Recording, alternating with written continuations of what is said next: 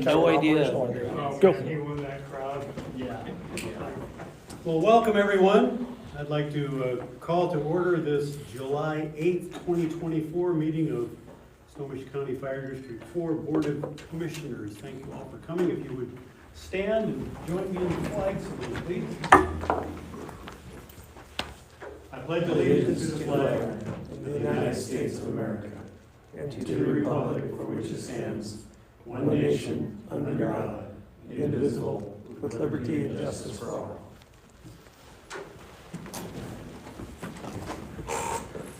Please let the record show that all three commissioners are here. Any requests to make any changes or modifications to the agenda order? No, okay. We have a couple of meeting minutes that we need to approve. Well, actually, only just one. There were two meetings, one on June 10th and one on June 18th. The June 18th was a special meeting in order for us to accommodate the regional commissioner gathering. And I was the only one there, so that means that we didn't have a quorum, so the meeting was canceled. So the only one that we need to worry about approving is the meeting from June 10th. If you have any. I'll make a motion that we approve those meeting minutes. I actually, you're too fast, man. Oh, I don't know. I found something that I didn't see earlier on page 5, letter E, Dark Horse Data Management. Go to the last sentence.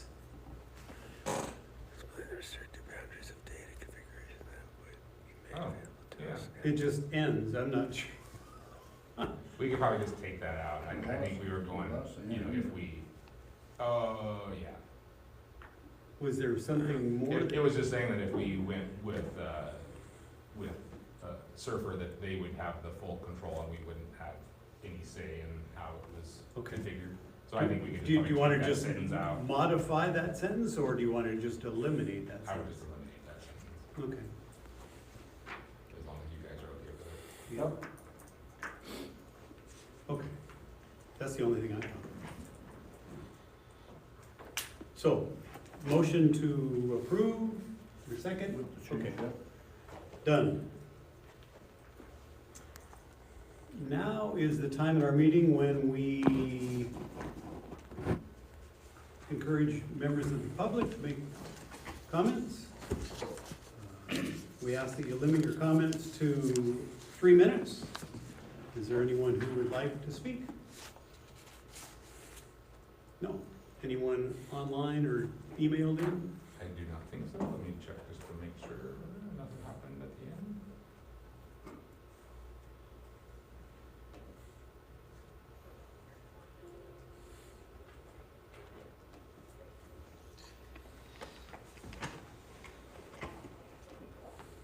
Nope. Okay. Well, before we go any further, it is my pleasure to introduce the latest addition to the Fire District 4 team, Caitlin Oliver. She is our business specialist now. Welcome aboard. Thank you. You want to say anything or introduce, talk about who you are? Or? Yeah, I'm Caitlin. Today's day 4 that I've been here. Came from the Everett Clinic, worked there for about 4 years. And then before that, I did some admin at an orthodontic lab. Cool. Yeah. Live locally in Marysville. Yeah. And you live? Marysville. Perfect. Yep. We're glad to have you. Thank you. Thanks. So she'll- Coming on board. Welcome.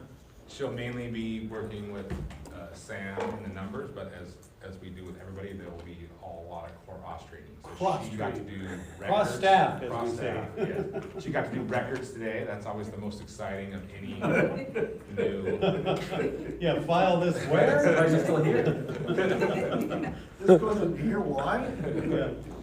In a And a wonderfully air-conditioned closet, I would imagine, Yes. is about what we're gonna put in. We're glad you're here. Thank you.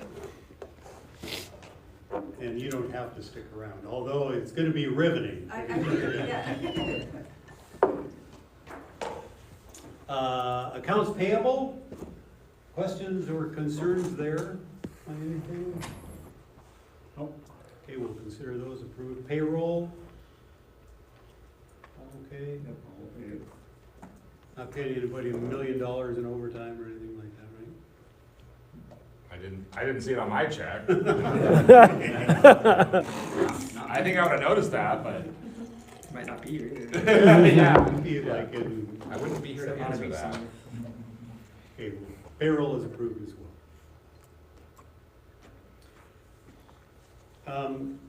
We have several significant discussion items on the agenda this evening, and two of those are especially important to me, and I think I could probably speak for the other two commissioners as well. First, as elected officials, we are entrusted by the people that elect us to be good stewards of the money that is given to us. And providing fire and EMS to a large community like this is a vital part of what the citizens consider a quality of life. And we want to make sure that we make the best decisions regarding the money that is given to us and how we spend it. To make sure that we'll provide the best service at the least cost, kind of thing. Secondly, it's incumbent upon us, well, on the three of us, and maybe the seven of us, because you guys are involved in this too, that we not only look to make sure that we're doing things well today, but into the future as well. And so we have a duty to ensure that the decisions and the plans that we make address today and tomorrow. So as commissioners, sometimes we have a little advantage in that we get a preview of all of this information before it goes public.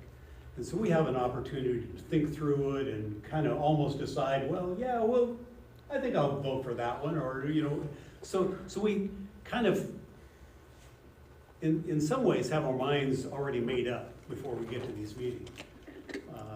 And that sometimes can kind of rob the public of our decision process. And so when we get to things like future planning and budgeting, I think it may be worthwhile for us to have some of those discussions in these meetings, you know, and talk about it so that people can understand what we're thinking and why we're making the decisions that we're making, rather than sitting at my computer at home and you know, make my list and say, okay, yeah, we're going that way. So tonight's meeting, we've got a couple of presentations, and they are pretty involved. So this meeting, as well as August's meeting, may go a little longer than normal. So just wanted to throw that out there, but it's an important time. So that being said, Chief, Yeah. the floor is yours. Okay, as you said, some of this is future planning, so the first thing that we're gonna go over is our facility capital plan and budget. And so we're just gonna walk you through the packet, like I said, it has a much more information, so I'm just gonna do the high level stuff, the highlights, so feel free to ask questions, interject more information if we wanna get it out to the public. First, you can see some new guests in the room.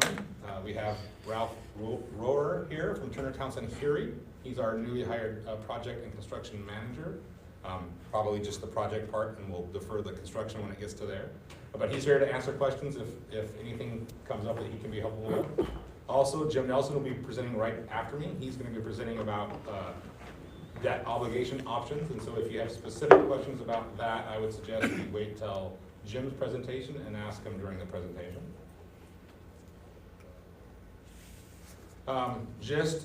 For the agenda, we're gonna do a little bit of an introduction. We're gonna talk about the standard of cover, or as I'll say a lot of times, SOC. In that, there was a facilities assessment, but there was a lot of other things that tie into this plan: turnout times, response times, staffing, and so forth. We're obviously going over the capital plan and the capital budget and funding right now. That's what this is. We'll also go into some GIS data to look at options of where we should go, and then we'll have a question and answer. But I would also suggest anybody that has questions as we move through, just to ask them as you think of them. And so we're kind of going a little bit backwards, and so we did the standard of cover in 20 and 21, and we adopted a strategic plan that came out of that information in 21. Really, I would like that we have an operational strategic plan and a strategic budget, because that would really what our capital facility plan would come out of. We're a little ahead, we're kind of going backwards, but we're kind of on a time crunch with the facility capital plan. We need to have some decisions so that we don't start causing delays in the progress. And so we are talking about these two also at this meeting, and we'll get to those in a second. So that SOC analysis, that was really the fundamental foundation that led us down this path the last few years. It was done by Burke and Citygate, two consultants that collaborated on this. Obviously, they provided us an independent assessment and review, especially what we're focused on now is the capital facilities, but it was really about the service we provide to the citizens as a whole, and how we were doing and how we could do better, where we could improve, where we were doing good, things to consider, and so forth. Pretty large document. So the SOCs, obviously one of the first things that I think I knew it when I came here is that our facilities need to be replaced, but when you read the SOC, it became obvious that that was really the key to our future as a district in my mind. Our facilities are kind of our backbone, and they're 30 to 41 years old.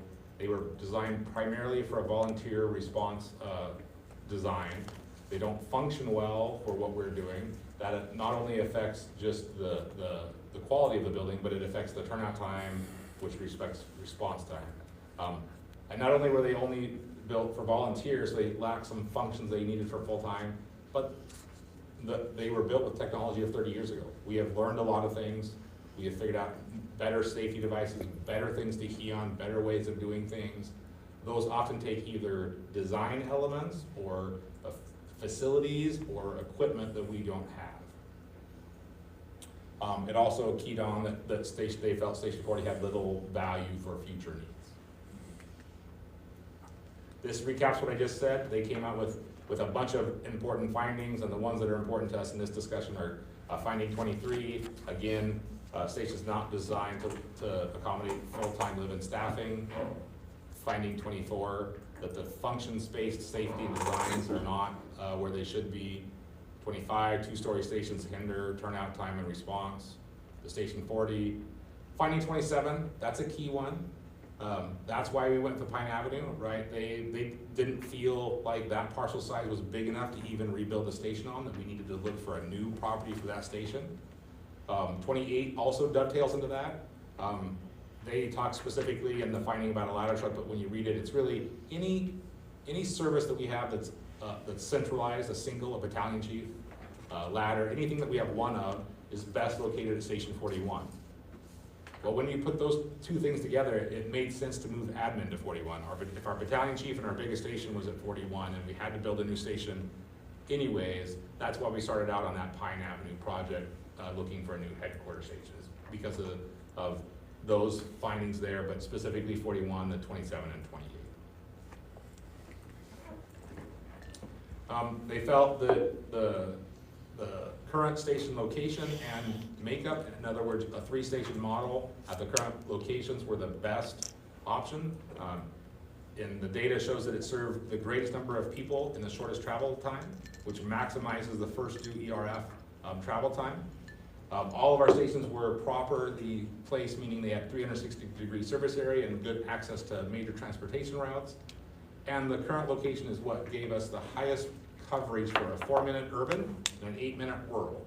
That's not only the national standard, but that's what we've adopted. So in our urban areas, which is pretty much the city limits of Snohomish, but not exactly, it's any urbanized area.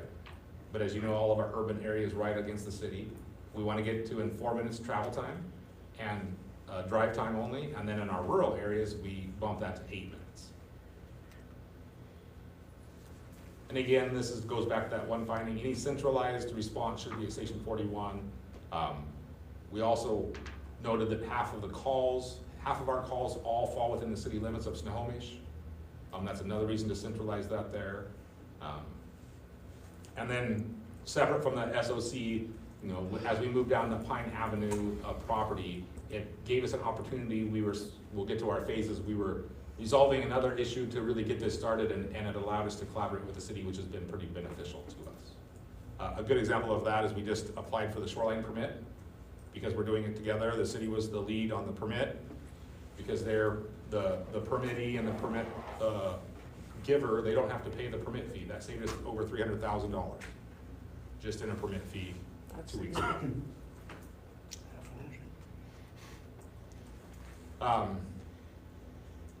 We did look at other options besides the 3-station model because we wanted to really have the data for that. So we did look at combining our 2 urban stations into 1 station. That reduced our coverage by 8%. That reduced our overall response coverage in the city to less, and it would limit our ability to cover simultaneous calls, which the SOC determined was one of our biggest issues in providing good service to the citizen and meeting our response requirements. We have 31% of the time we have overlapping calls, and they mainly happen in the overlap of 41 and 43. Again, they looked at the remodel of Station 43, and that was not the preferred option. So when we set out after the SOC, we kind of took a 6-phased approach, and it was going to be, they were going to be linear, and we made a slight change partway through. But the first phase was to resolve the property issues. Everyone probably remembers that at that time, the city and the district co-owned the property in the building here, and co-owned the property in the building at 41, and it was really tricky that we could do anything without resolving that first, because they owned half of everything. So we couldn't make a decision of remodeling, tearing down, rebuilding without their agreement. So that was the first thing we had to do. That didn't get done until last year. Second phase was to acquire station for the new 41. We didn't know where. The SOC did say we should look south-southeast from the current location the best we could. And as everybody knows, if you get much out of the city limits, you're in floodplain. So there wasn't a lot of room to go south or southeast, and we probably did the best we could. So we did move it south-southeast. That was accomplished last year too. Phase 3 was the design and construction of 41. We're about 80% of the design. Bid would be coming up at the end of the year, and then construction starting. So original plan was 43 wouldn't start until after 41 was completely done. However, partway through, there became an idea that we may be able to save cost by designing them together and bidding them together, and then giving you, the board, a decision, an option to do that when the bids come in. You wouldn't decide if we're gonna do 43 under that bid until you actually see what the contractor is going to charge us for those buildings. At that time, you'll be able to tell if there's a potential cost savings. We've had Turner and Townsend look at it too. Ralph can speak to this, but they feel there's a possibility, but you really won't know because it'll depend on each contractor, who's bidding, and the kind of the market factors right at that time. But again, it's an option, so if you get the bid and we all feel with input from Ralph and input from the law head that's not a great price, this is kind of an average price, we could decline that part of the bid and then just rebid it a year later. But if it comes back as like, wow, that's actually pretty good, then we can jump on it and set that price in. And so we're about 60% done with that. Phase 5 was making sure that 42 was in the right location. We haven't started on that. And phase 6 would be the design and construction of 42, and again, we have not started on that. Also part of the plan was during phase 1 and 2, we would develop a full capital plan, which we're presenting tonight. Obviously that got kind of behind and delayed for different reasons, and so we're a little bit behind on that, and that's what we're doing today, is trying to get that caught up to get this adopted and everybody in agreement on how to move forward. Now, since the standard to cover SOS, we've had some other considerations that have happened in 22 and 23. Obviously, we've developed the full capital plan, which is we're presenting tonight, and it's pending adoption. But we've also reviewed 43 as a remodel option in the last 6 months again, and it came up to the pretty much the same conclusion as the SOC.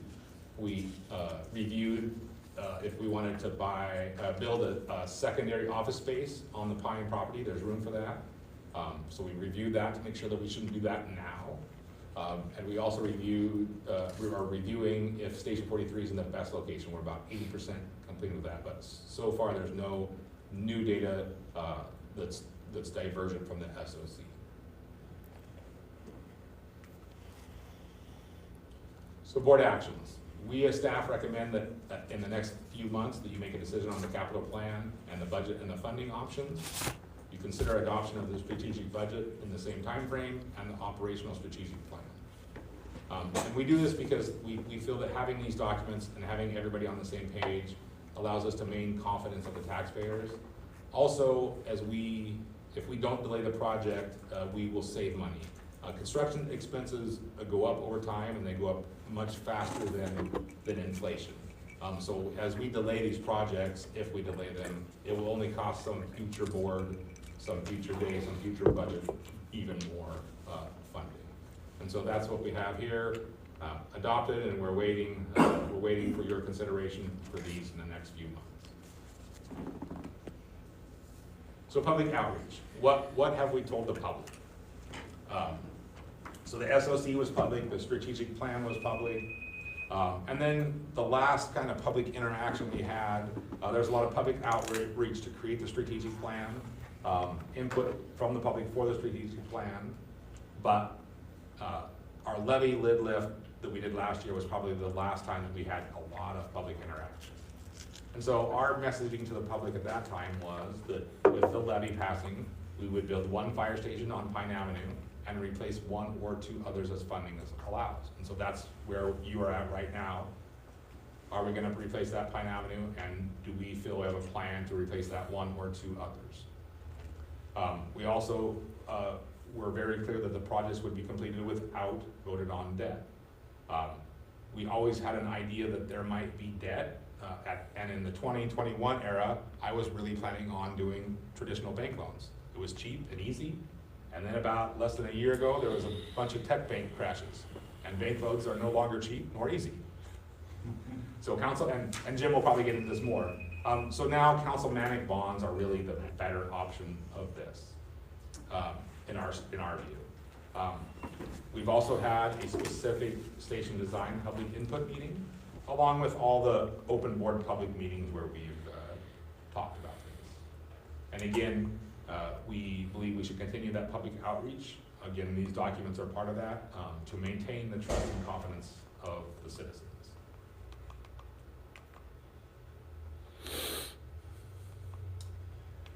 So, budgets change a lot all the time, and so we've definitely had some refinements since that initial 2020, 2021 period. And Station 41 is the biggest project, and it kind of has its own section because it has some of the biggest changes.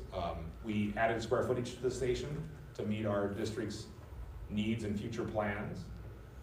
We have a very tiny amount of space for growth in the station itself, but we also bought more property than we were planning, and that's really the future planning that we're doing. That back piece of the property is where that future growth, if the district grows, is going to happen with some other structure, some other means of that. That board and the chiefs and the staff at that time will figure out what fits there to suit the current needs. We also had increased property acquisition costs. We were not expecting to go through the purchase process that we did with all the pieces of relocation and all of that. It was definitely a much more complicated piece of property purchase than we had anticipated. And then there were site-specific requirements. The Pilchuck code is definitely a one of a kind, and it's definitely adds a fair amount of expense that's very individualistic to that Pilchuck area that we would not have anticipated. And same thing, that very specific piece of property has a pretty large infrastructure need that was not anticipated when we were planning. Infrastructure meaning sewer, water, the power that we have to put underground, water, or storm water, those type of things, off-site. There was also some general finance changes. Our tax revenue plan decreased a little bit because we had a assessed valuation decrease in our levy certification year. If we would have had the levy decrease in any other year besides our certification year, it would not been as big of a decrease in revenue, but it happened at just the wrong time for us, the right time for the citizens. We also have shifting budget priorities. The board's desires to increase staffing a little bit faster and at a little bit higher level. That pulls money away from the money that's going into the capital plan, and it gives the citizens better service sooner. So it's just one of those things that you weigh. And we also had a little bit of reduced revenue through determining that we were not gonna sell some of our capital facilities. And then in general, for all three projects, obviously construction costs go up, and so it's been 4 years since our initial look at it, and it'll be 8 years to the end of the project, and so that inflation is now built in. The major code change in 2024 added some fairly significant cost increases to projects.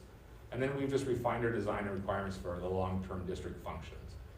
When we were looking at 2021, we had just got the SOC, we were making a bunch of operational changes in the district, and we have a little bit better idea where we're going with those changes.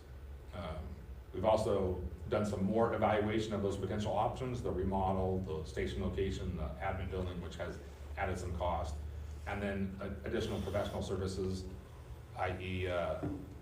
Ralph, and other things like that, which are allowing us to move through this very large project in a much more efficient manner.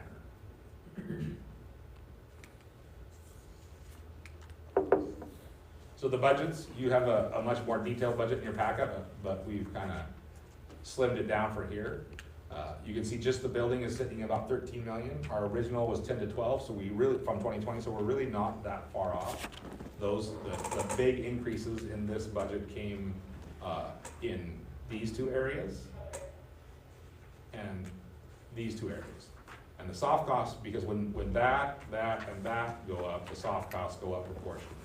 And so the infrastructure, the on-site work, and the property acquisition were all pretty big changes, along with, you know, a million or two there. And so what we end up with is a total cost of about 30 million with about 26 outstanding for Station 41. Station 43, we had this in the 6 to 8 range, so a little bit higher in 2020. All the other costs are about the same, ending about 13 million total cost with all soft costs. 42, we have not delved in very deep. What we're doing is we're just porting over the Station 43 budget into 42. 42 is going to be a smaller square footage.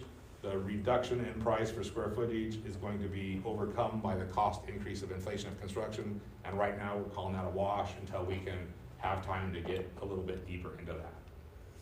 That also might change if we do a station location assessment and decide that we're going to move it, or we find maybe we can't reuse the sewer that's out there now. So there's some site-specific things we'll need to do too to be able to really nail that cost down. So this talks about the cost refinements in 41 that I talked about. It goes into a little bit more detail where they came from. It's only specific to 42. For the next meeting, we'll update this to also include those general overall costs, or 42, sorry, Station 41. These are all Station 41 specific. So we will add in the more details of the project as a whole for the next meeting. I won't go over these in detail. Does anybody have any questions on these? This just expands what I explained. Chief, the underground power. Drove down like day before yesterday, and I was looking at that and looking at all the poles and things, and I realized that all of the homes on the west side of Pine are fed overhead from those poles. So does our cost include undergrounding to those homes? We don't know that, and so it's a pretty loose number because we're trying to get the price. The PDE sets the price. Okay. And we've had a couple of meetings with them. Were you on that meeting? No. Did you make that one? Okay. So yeah, they talked about that, and they're probably going to like either have one pole in the center or one pole on each end, or it's gonna go overhead to those houses, but they haven't engineered exactly how that's gonna work. So it'll stay underground on our side. Correct. It'll go over one spot, either at one end or the other, then it might, go, so they have talked about that, but they don't have the solution of how that is, but it won't go, the engineers haven't got to it. So at the initial meeting, there was no plan to put it under the road over them. Now, again, that was just the project manager, not the engineer, so who, we're waiting, they won't really start on that until they get the survey, because we had to survey down Pine farther each block, because they have to have a run out, Right. right? And so that's supposed to get done tomorrow, and then the PUD will be able to start engineering.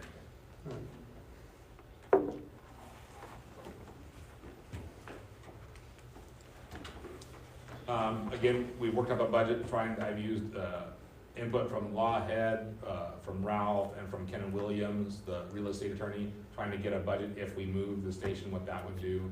We're about $8.5 million, just as a rough estimate, to just additional if we move the station, getting into site cost, all the feasibility studies, potential infrastructure, all those things that are pretty much set where we're at now. When we get to the mapping, we'll talk a little bit about property selection.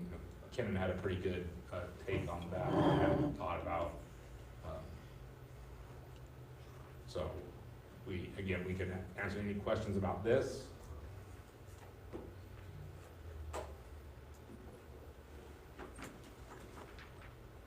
We've had the discussion with, high-level discussion with some of the other commissioners about station locations and that sort of thing. And this station could potentially move a little north without having a real detrimental impact on our response to town, right? I'm not so sure that rather than moving the station north and/or having Surfer move a station or build a station that they were planning to build, maybe the better idea is to put an additional station. I don't know how much we've thought about that. And that would be my recommendation too, and that's what I was gonna suggest. You gonna get into that? When we got to the GIS maps, you stole I all just you stole all your my thunder. Sorry. Here. And so really where that $8.5 million comes into effect is in Jim's presentation. Okay. So right now, it's about a $56 million project for all three. We will debt finance about $30 million, so just about half. I think that $30 million is gonna go down because we typically underspend, as you know, and that money will go into our capital facilities over the next 5 years. Right. But let's say we don't we spend everything we think, we don't get any more revenue than we think, $30 million. That, our debt limit right now is $29.1 million. So we're right at our debt limit for non-voter approved debt. Now, likelihood we won't need 30, we'll be closer to 29. Also likelihood we won't take our last loan until 2029. Property values will go up by 29 and we will be at that 30 or over $1 million. However, if we put that 8.5 in, that interest becomes 9.5 and, or 10.5, and then we need $40.5 million of debt because we're taking money out to pay more loans, we're taking interest, we're paying the $8.5 million. Now, our debt, we would have to either go to voter approved debt or our property value would have to increase by 40% by 2030, which I don't think that's likely. So that's kind of the more key than the $8.5 million, in my opinion. So funding options. Obviously, I think you can tell where staff recommends. We recommend councilmanic bonds. Right now, we would do it in chunks, and for a couple reasons. One, we only have a couple years to spend the money, so by doing it in chunks allows us to make sure we don't make the IRS mad. Two, we take the chunks when we need them, so that we ensure we're only taking the amount we need. That last $10 million, we could even do, we would have enough funding at that time if we follow this strategic budget, that we could even do just a short-term loan, a 5 or 10-year loan. So it gives you options as we move through to make sure that we're only taking enough debt that we need, that we're limiting our interest payments, we're limiting our loan payments to for those first years, so we make sure we're putting as much of our cash into paying for the stations, limiting our need for debt. Again, we talked about traditional loans, those were an option and why they're not a great option. There's always voted on bonds. Again, we told the public we weren't gonna do voted on bonds, but again, it's your right and expectation as board members to reevaluate all those things, so it's not like we're locked into that. We can reduce staffing to put more cash towards the project like we originally planned. We would still need loans, but not nearly as much. But again, then the public doesn't get that increased service, or they don't have the benefit of that, so that's a detriment. And then there's delay projects. We could always push projects out so we get more cash. And we could push them out until we get the cash. Now, it becomes a little bit hard to get enough cash as fast as our inflation is going up, and so it becomes a little bit of a tricky issue to solve by delaying. You might just get farther behind. Codes change, things change. Somebody might ask, well, why is there not another box up here that don't do the projects, right? That would save the money. Well, I would argue there's no such thing, right? Like, all buildings come to an end of life, and ours are 20-year buildings that are gonna be 40 years old. There is no way to get around replacing our facilities. Our best bet is to delay the project, kick the can down the road, put it on some other board, on some other vote, some other citizens, and the likelihood is it will cost much more in the future than now. So we've ranked them in our order that we believe this is the best option and this is the worst option. But there are options. So I want to just pause, make sure there's no other questions, and then I'm going to do a little GIS talk, and then we'll let Jim do the fun stuff. Okay. So the GIS study, again, this pretty much mirrors the SOC. We've been working with South County to do it. Their maps are a lot nicer to read than the old SOC maps. So you can see this is 41 and 42 at the proposed Pine location and the current location, and here's just drive time. And so we want to be at the 4 minutes, the yellow. And you can see this map almost completely covers our urban area in yellow, just like our goal is.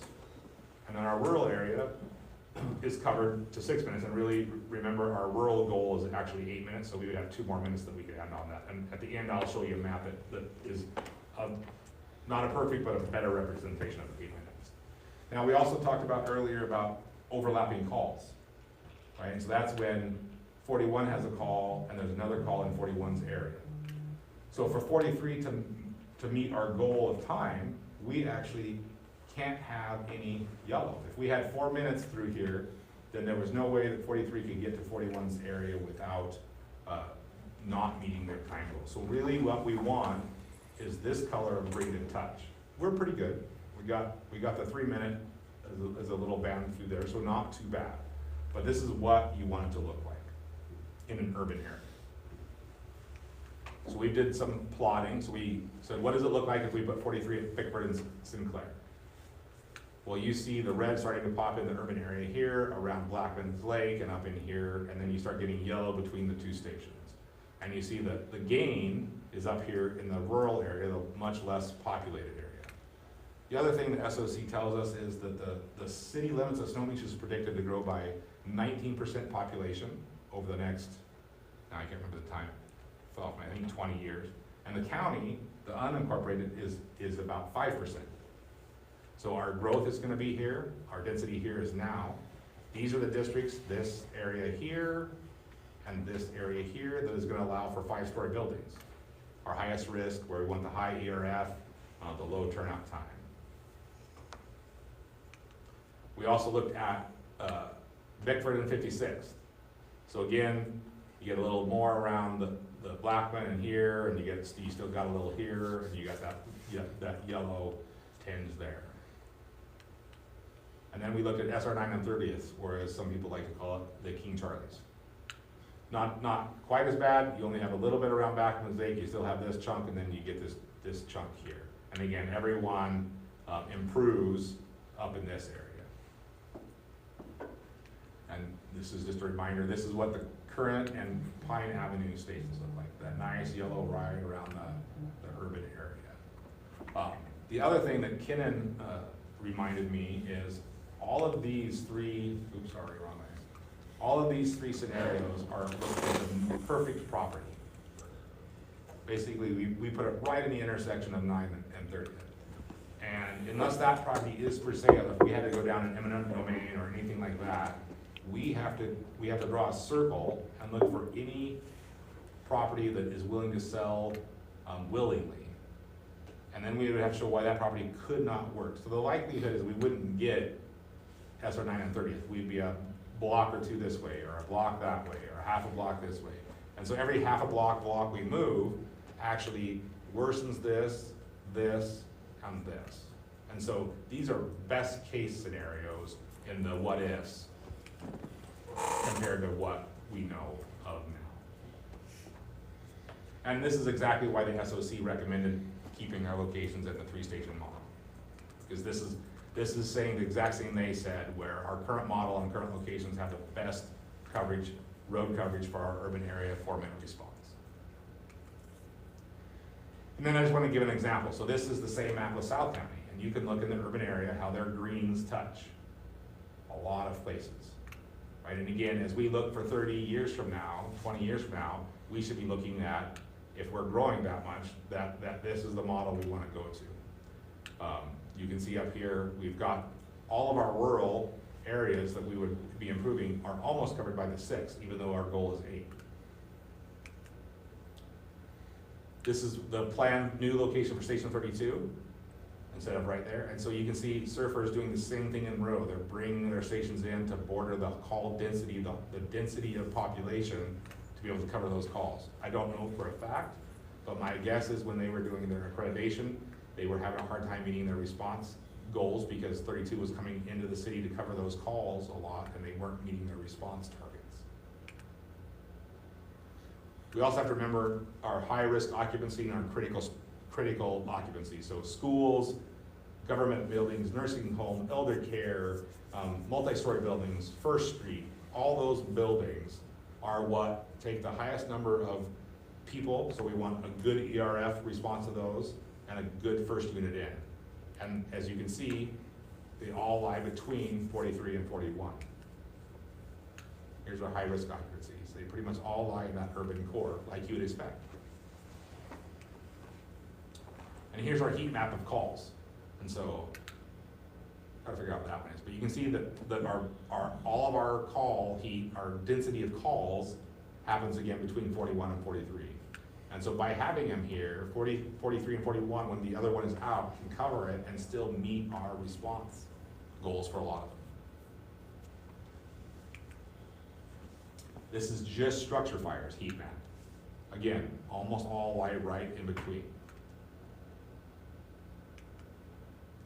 And here's a heat map for us and Surfer together. So you can see here's that heat map for Surfer, and it's likely why 32 is coming right into that area. Here's our heat map, and you can see the area that would improve, very few call density. And here's what I said about the 8 minutes. So this is 8-minute medic coverage. And so I've been working again with South County, so they, I can only ask them so much. This is what they did. Now what that does is it's not using 83 because it's not a medic unit, right? And so there is actually much better green out here. This whole chunk is green. So if you see, if our current location, we are within 8 minutes, we are covering almost our entire district road miles in that 8 minutes, right? We have a little gap there. That gap doesn't really exist. Is 32 ALS, Evan? No. So that gap even might get covered by 32 some, I don't know. This gap obviously stays, but again, very lightly populated out here. And so we have a pretty good coverage in our rural areas with the 8 minute that we're designing by our current station location. You can see that improvement that we would get up here by moving station 43 north doesn't improve our target, and it's pretty sparsely populated. And here, just as we talk about ladder, here's a 10-minute response from the proposed ladder location. So these are the current South County ladders, the current Surfer ladders. I think they're gonna put the new one in 82 and 41. And so you can see, and that's giving a 10-minute response. And this is why we need 2 more ladders, because even with 2 additional ladders, we still aren't covering our areas greatly with a 10-minute ladder response. Just another little added. So you look, Commissioner Mills, and this map is what I would also suggest with you. If this urbanizes and grows, no matter how far we move it up, you can see this is too far for 2 stations. Even if we put that there, this is too big of a geographic area to cover with these 2 stations. Somewhere in this area, if this urbanizes and gets denser, is the need of another station. Because again, you look over here and the distance between stations, right? That, and then you look at that distance.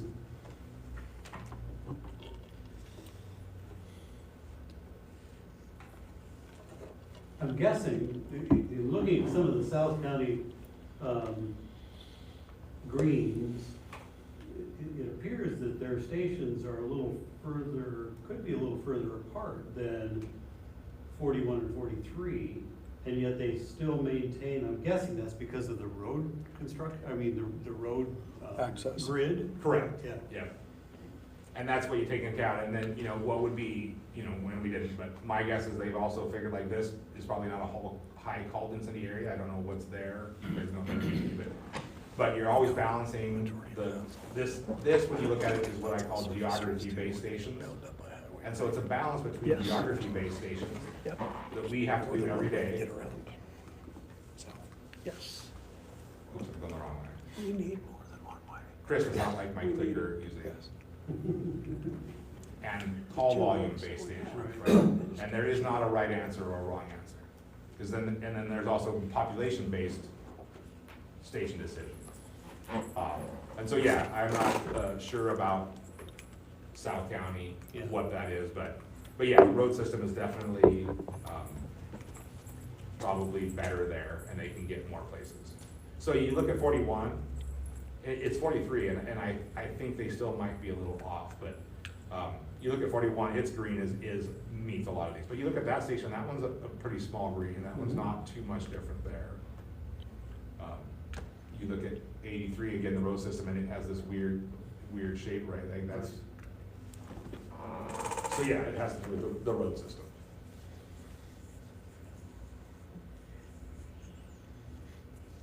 And that's all I have, unless there's any more questions.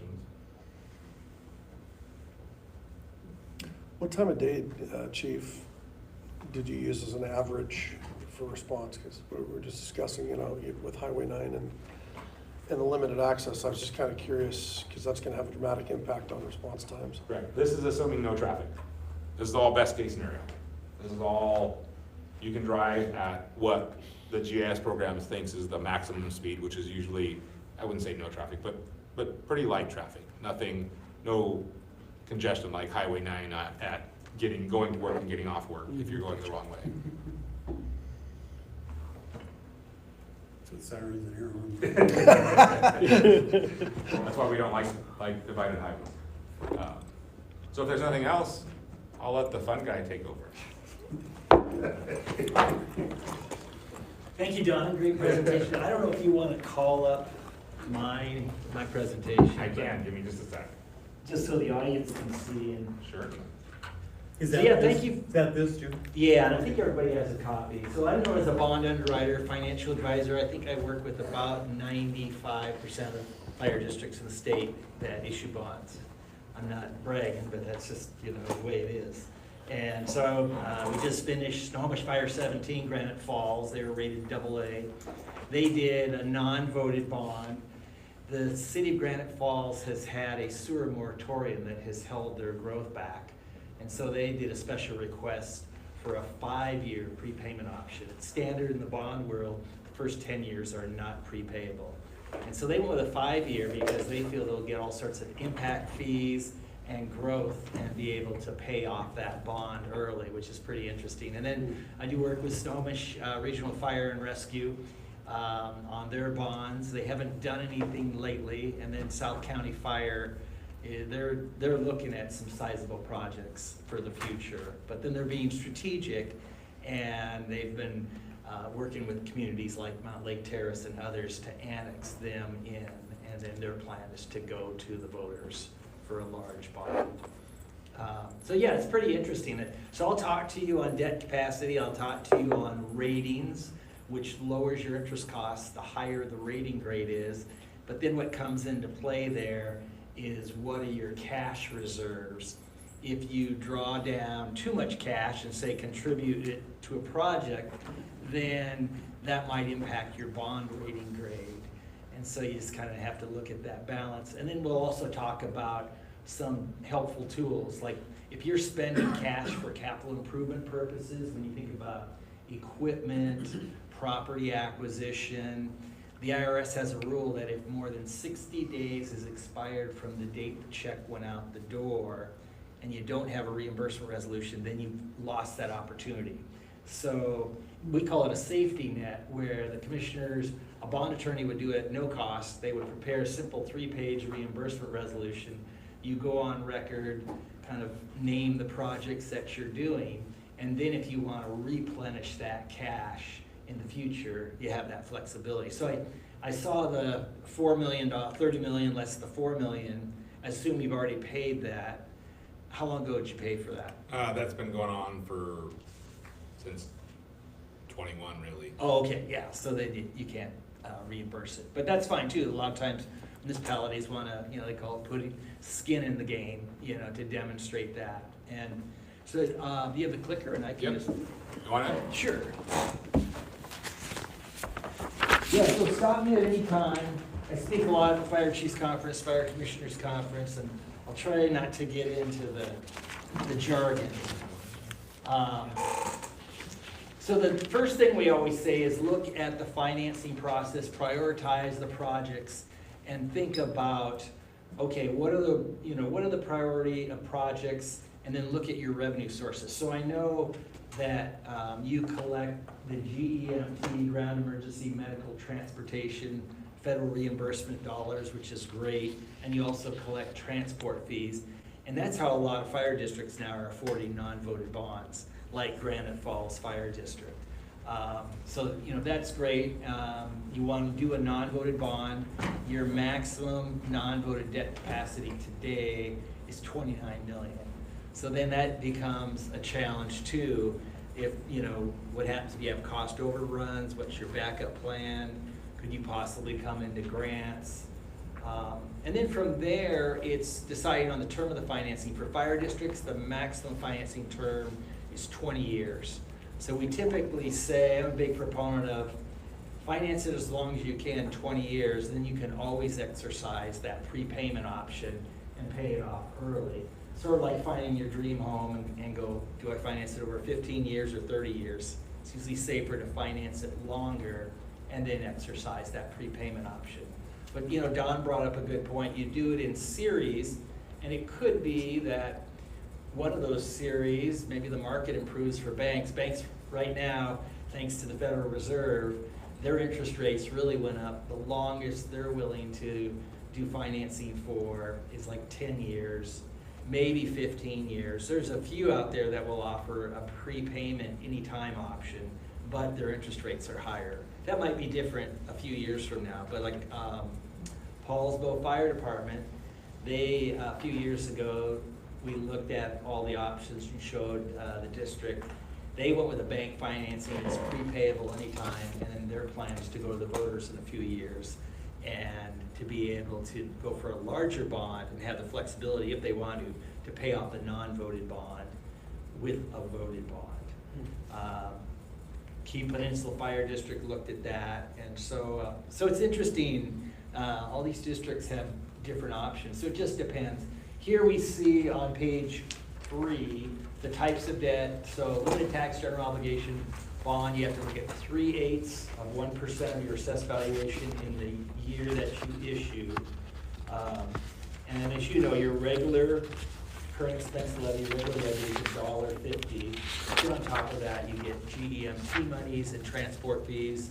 Do you receive any impact fees from development? Okay. And then the maximum financing term is 20 years. If you did decide to do a voted bond, then that special excess levy is not counted against the $1.50 limit. And then the 3 other ones we rarely see, local improvement districts, You do that maybe where there's a resort community, you're Suncadia, or you're over in the Tri-Cities area, and you're approached by 4 wineries that are paying exorbitant insurance premiums. And they did that with West Richland Fire District, and then the district ended up annexing. But in the history of the state, there's been only 2 local improvement districts. You did short-term debts, have balloon payments, and so I kind of caution you on that. I'm working with a regional events center over on the Olympic Peninsula, and the clock's ticking. They have a line of credit for $10 million, and it's coming due December 1st, so they call me every month, and they're worried, and we'll come up with a solution, but it's just one of those things. That's the downside of a note, is that you've got a big balloon payment, and then the unknown in the future as far as what interest rates will be. And then leases, which have a higher interest rate. So I think, again, we talked about when you issue bonds for that particular issue, then you must have a reasonable expectation to spend it in 36 months for capital improvement purposes. The one caveat is that during the construction period, you can use bond proceeds, like to pay for relative costs for a construction manager, or even let's say one of the chiefs is assigned to be a construction manager, and so a portion of their salary costs could be reimbursed by that. But for the most part, it can only be capital purposes. And then we recommend bundling, where you look at, you're gonna build the station, you're gonna furnish it, acquire the property, maybe acquire equipment. It's better to bundle it all up into one financing versus doing multiple financings. Yours is a little bit different, but what I hate to see is all of a sudden smaller amounts, and then somebody does $1 million this year, and then next year they do another $1 million, the following year they do $1 million.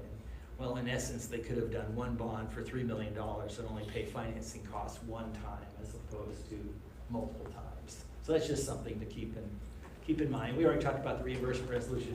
So here's the, let's see your pointer, is that, there we go. So based on your current regular assessed valuation, $7,763,000,000, your non-voted debt capacity is $29.1 million. So non-voted is also known as commissioner bonds. Non-voted, if you're a city, it's referred to as councilmatic. And then with voter approval, you have $58.2 million. And so that's really what you're dealing with, is looking at all your needs, prioritizing, and then going, okay, based on our current assessed valuation is 29 million, but then as your assessed valuation grows, and I can run it out, I was trying to do it on my phone, but didn't have, like you take $7,763,000,000, say you assume a growth rate of 5%, then that's gonna increase your non-voted debt capacity. So that's an interesting strategy if you were to postpone some of these projects, but I totally agree with you, because the longer you postpone, then you've got the cost of inflation and everything else. Any questions so far? Okay. And then this is one I use a lot at the conferences when I speak. That, again, look at future adds to staff. How are you going to do this? A lot of times I'll be talking with fire districts, and they'll talk about a new station, but then I'll say, what are your other needs? And then they'll say, well, we really can't afford to man that station, to afford adding the staff and the salaries. And then I'll say, well, I think you need to think about going to the voters first for either a levy lid lift or maybe an excess maintenance and operation levy, get that set up, and then go to the voters for a voted bond. So you want to be strategic and think about that. I know there's one district in Eastern Washington, they doubled up, and they went for an M&O levy and a bond at the same time, and we cautioned them. It failed terribly, and that project has never moved forward. It's been stalled like at least 10 years. So those are all things to keep in mind. Then you look at your capital improvement plans, the debt capacity, the affordability. I think with your GEMT collections and transport fees, that puts you in a stronger position compared to other districts. And then you look at the schedule for going to the voters. Even though this is gonna be a non-voter bond, you just wanna think about, you know, when's the next time you're gonna go out for a levy lid lift and different things like that. And fire districts have gotten really good on their messaging and being strategic that way. I just did a $20 million financing with West Pierce Fire and Rescue, non-voted bond. Again, they collect GEMT and transport fees, but they feel that will rally the community, and then in a few years, they're gonna go back to the voters for a much larger bond issue.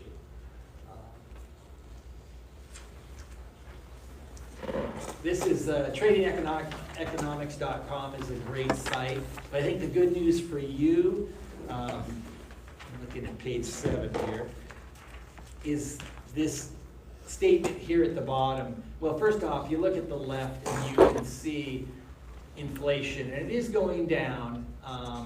We're getting close to that 2% target, and so now in the news, and who knows, but some are predicting the Federal Reserve will do 2 interest rate cuts this year. And then with the Federal Reserve raising rates, hiking rates, we had 11 increases, really jumped up the rates. But now the prediction, and again, it's just tradingeconomics.com, so we'll see how good they are. They're predicting that rates will be 1% lower next year and another 1% lower the following year. So that could bode very well for your schedule when you think about that. Gives you hope. Do you think, would that kind of reopen the bank loan option, do you think? Oh, possibly. Yeah, we just have to see. Yeah. So, Just, we would probably hire Jim either way, because you need somebody to negotiate with the banks when it's at our level. And so he would be the one that would be doing the outreach to basically market our loan to the banks and comparing that to the council managed bonds. so these were great times when you look at the little laser pointer here. 20-year money was right around 2%. We hit that all-time historic low. This period here, this is a great testament to market timing, and it was directly related to the volatility with COVID. We priced North Mason Regional Fire and Rescue bonds right here at the lowest of the low, and literally the next day rates spiked up a full 1%. And then they went up, came down. I was working with North County Regional Fire Authority up in Stanwood on a training center, and I happened to present to them like 2 days later, and they said, what should we do? And I said, you know, if you can, wait, and no guarantees. And sure enough, they had to wait a few months, but rates came down to about that point, so it worked out really well for them. But then the Federal Reserve started the interest rate hikes in 2022. The bond market always is trying to get ahead of the Federal Reserve. And so then we got up to this point in October of 2023, and everybody in the bond world was saying, oh yeah, there's gonna be like 6 interest rate hikes. And so rates started down in anticipation, and they realized it wasn't gonna happen, so rates came back up, and here's where we are today. But yeah, 20-year money used to be at 2%, now we're at 4%, but at least it's come down a little bit. These are just examples of non-voted bond financings. Again, Snohomish Fire 17, we just did that a few weeks ago, up in Granite Falls. West Pierce Fire and Rescue I mentioned, Douglas Fire 2, Kitsap Fire 18 in Paulsville, that's the one where it's a bank loan, prepayable anytime. And then North County Regional Fire Authority, they did a combination. The first one was a non-voted bond, financed over 20 years. And then Chief John Cermak had such an outpouring from all the local police departments, sheriff's departments, and others that said, yeah, we want to train at your site. Then he came back to me and he goes, I think we can pay off the second series a lot faster. What are our options? And so that's when we looked at the bank loans. We sent out an RFP to 35 banks, specifying what the terms would be, and that the desire was to be prepayable anytime with no prepayment option. So it worked out really well for them. Affordability and non-voted bonds, I'm repeating myself a little bit, but again, looking at your future tax growth, you've got the GEMT monies, you've got the transport fees, and then just thinking about, your equipment replacement plan, levy lid lift, how all that works. If you take on too much non-voted bond, then it could impact your ability to do level of service and staff, so you just wanna be careful that way. And then in some cases, and I don't know if that would apply in your case, you'll build these stations and then liquidate like the old station or a piece of property. And so that might come into play, and if you had a scenario like that, then yeah, maybe you would do a bank, a portion of it might be with a bank loan that's prepayable anytime. And Surfer had that, they sold off one of their stations.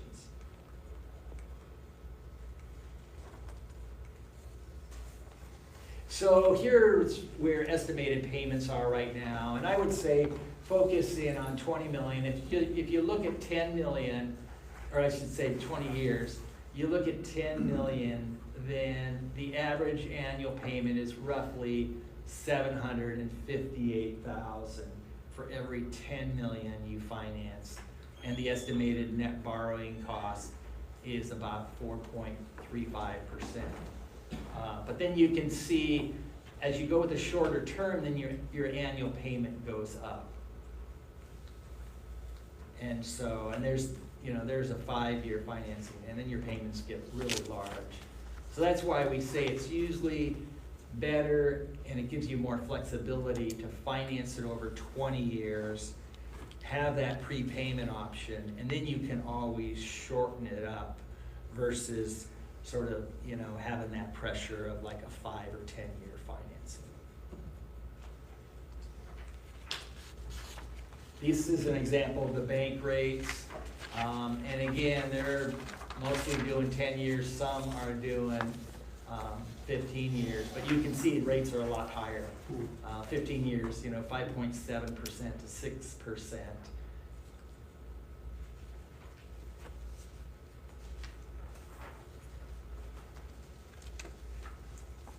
What does that equate to, Jim, over the life of the loan? I mean, I'm trying to do this in my head, and maybe you. Oh, the annual payment? Yeah.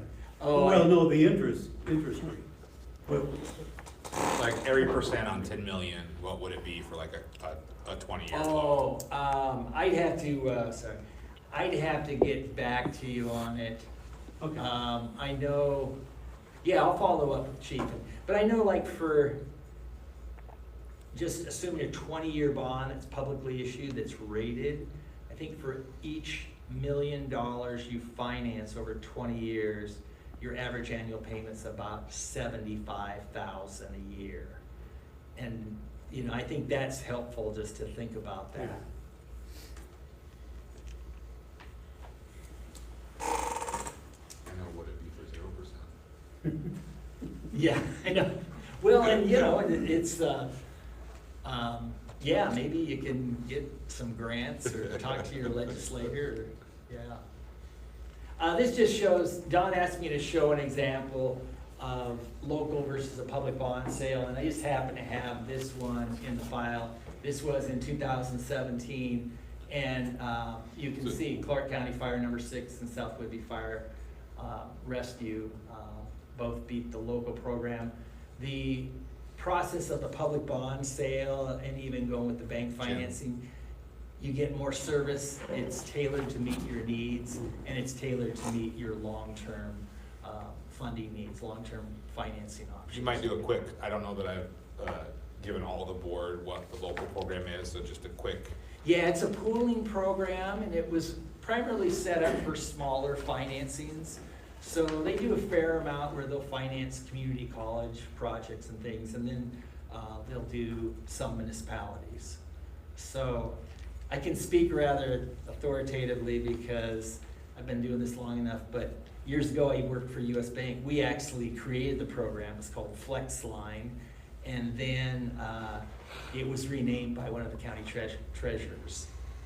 And so the idea is it's a pooling program, but to be quite candid, a lot of times it's weaker credits that are going into it, and we feel that with your strength that you would be rated, say, in the AA range, like AA, AA minus, and you'll see that here in a couple slides. So here it is, and I just saw a misprint, I don't know how it happened. Oh, I think it was for somebody else, and I just changed it to black font. Where that laser is, it should be in AA minus.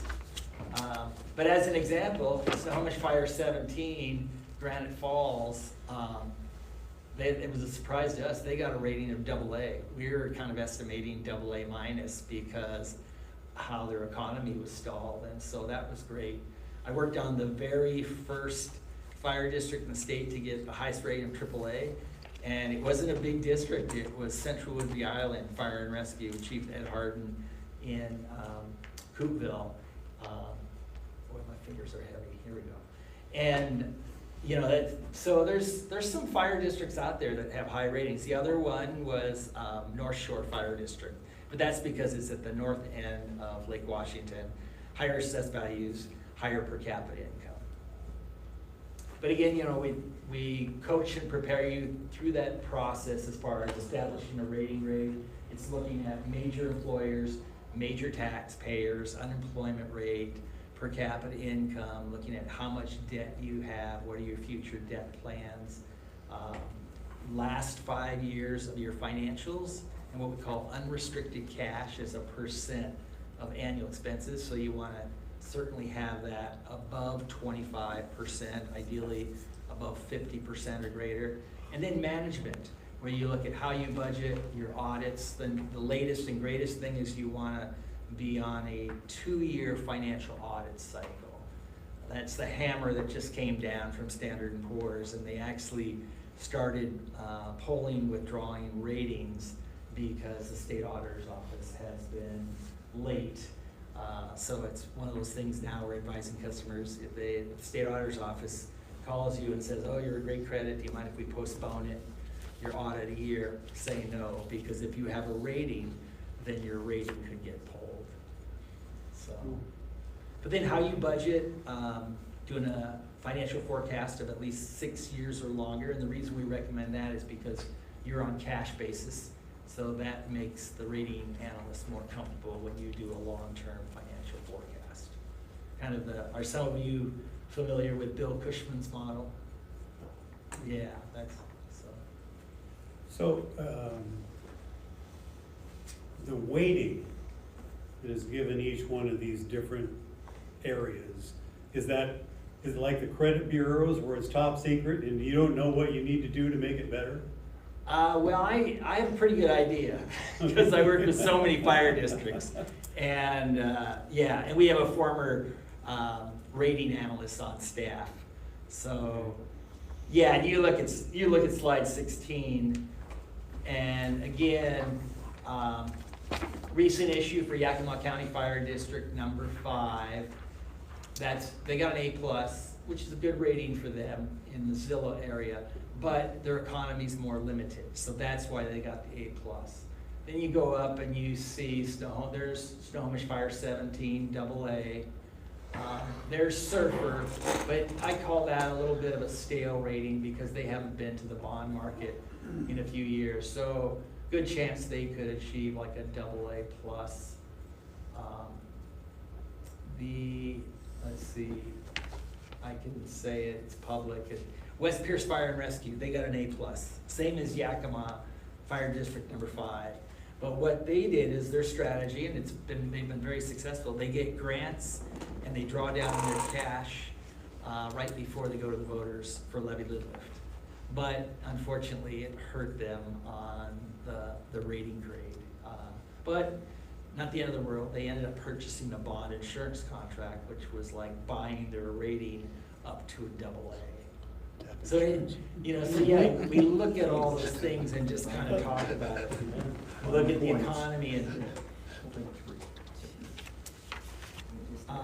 but yeah, it's pretty interesting when you look at the various fire, King Fire 45, Duval, AA, Shoreline Fire District 4's AA, Central Kitsap Fire and Rescue, they went to the voters for roughly $60 million.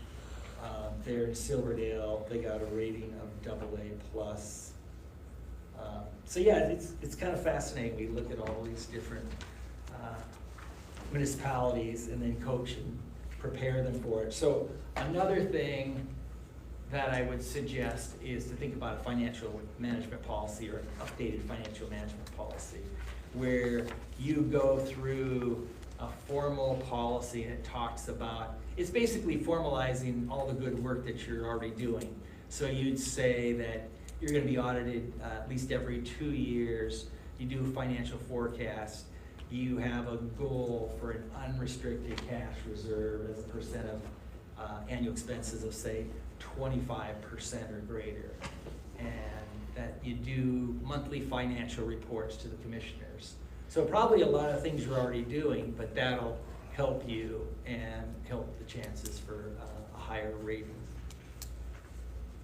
And with that, How significantly do the differences in the ratings affect the interest rates that you use?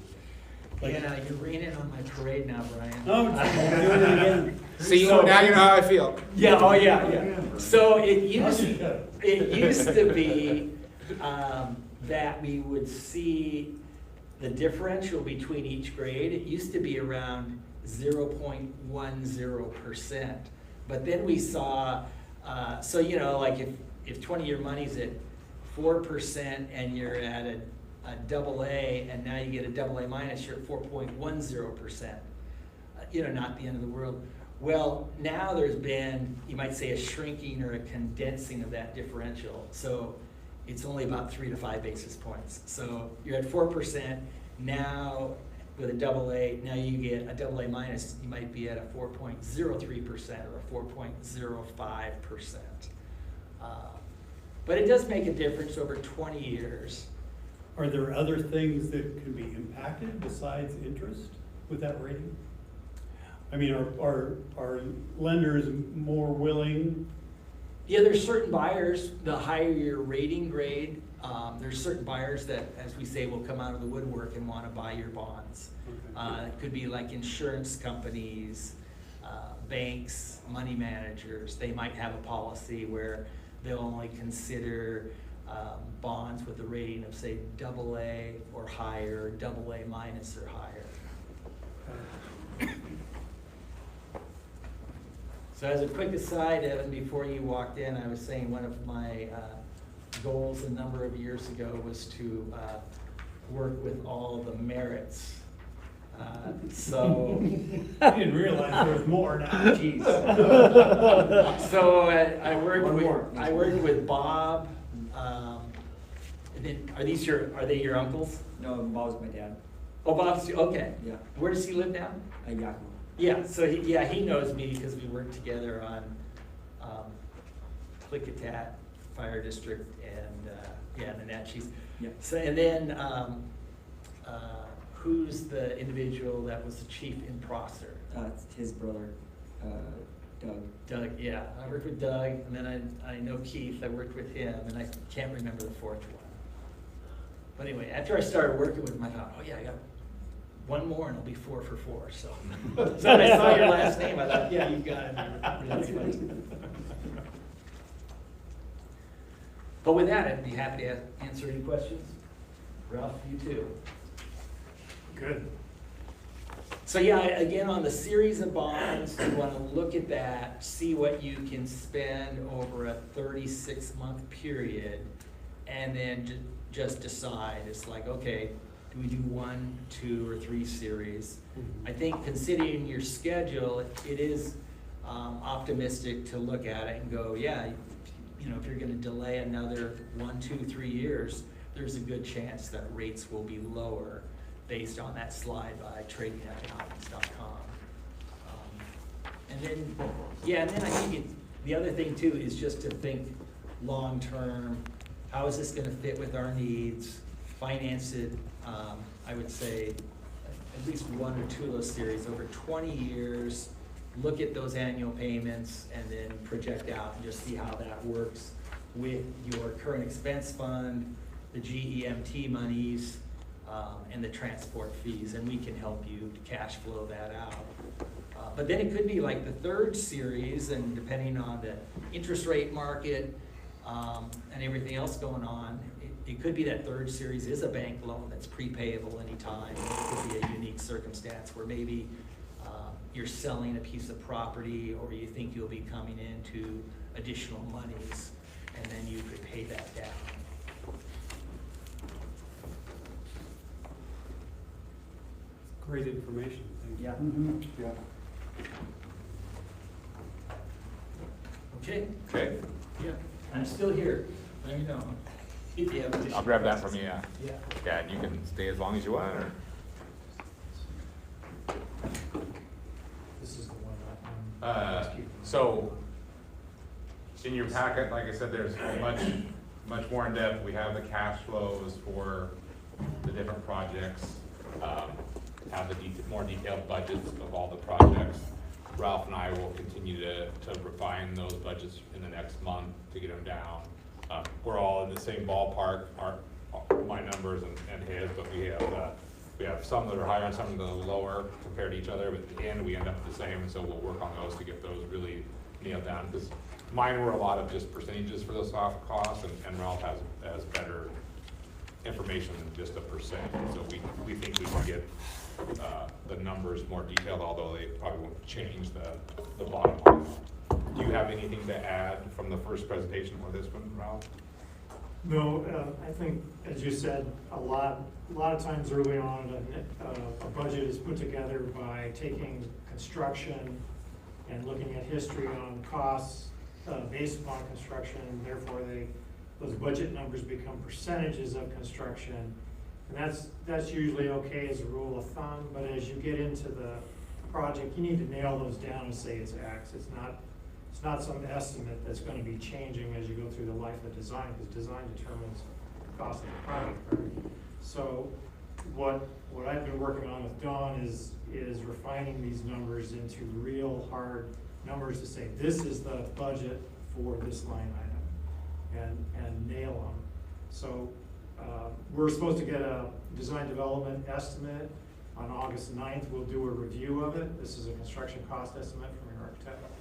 And we'll collaborate with Frank and his team if we see any differences in terms of what our estimating team thinks. And then that'll be what we go forward with until we go to construction. So there will be a construction estimate before we go to bid. You always want to do that because the design's still in progress, frankly. And you're not going to get a final design till the end of the fourth quarter for the most part. So with this new infrastructure component of Station 41, that is a big number. That's a big number. And then having the underground electrical, not knowing what the people is going to charge, that's just a placeholder, frankly. We don't have good information on that. Neither do we have good information yet on the low voltage for the project. So those are three big what ifs in terms of the numbers that we've got to get nailed down here in the next month or two. So, We've put some placeholders there, right? Yeah, yeah.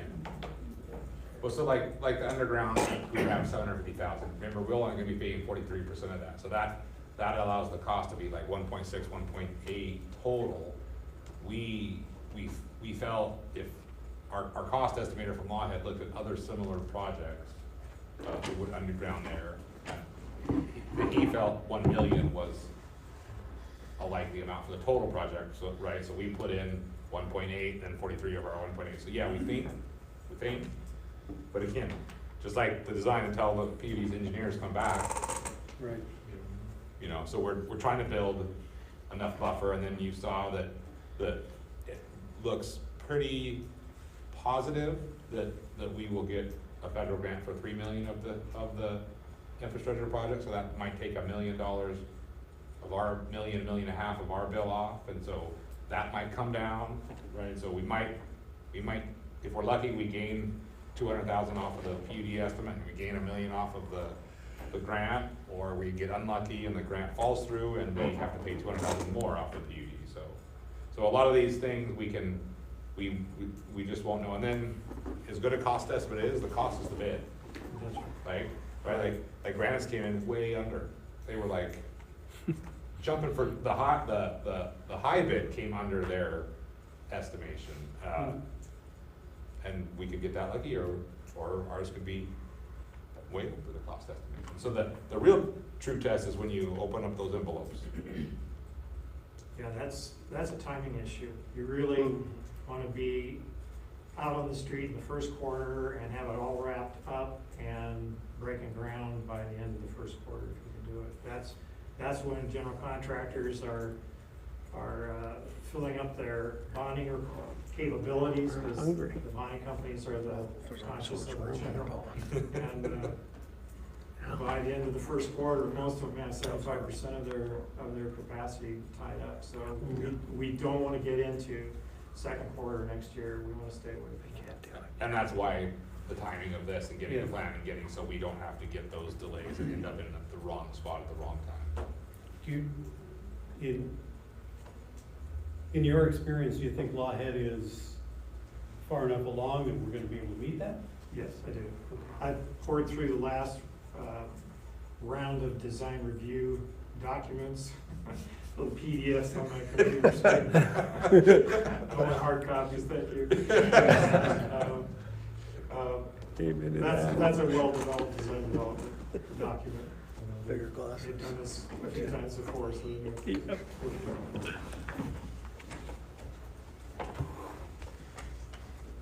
Anything else, gentlemen? I can go through it again if you'd like. Well, now that the air is on, it would be. You notice that? Give me an hour. I was sweating, I thought it was just me presenting. Things were getting heated, then I realized, oh, so we're gonna come back to some more budgeting and strategic planning, but, in the interim, we have an issue with the, part-time legacy program that we need to address.